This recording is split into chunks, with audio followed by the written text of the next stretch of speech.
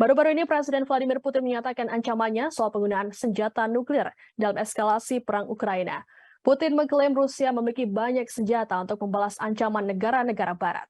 Sebelumnya, Vladimir Putin telah mengumumkan adanya mobilisasi parsial di Rusia.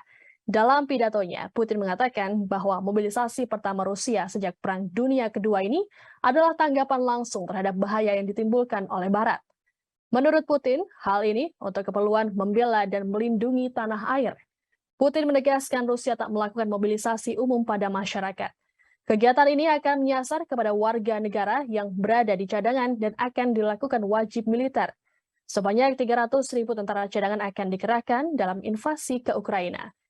Pidato Putin tersebut dilakukan sehari setelah wilayah yang dikuasai Rusia di timur dan selatan Ukraina mengumumkan rencana untuk mengadakan referendum akhir pekan ini untuk menjadi bagian dari Rusia.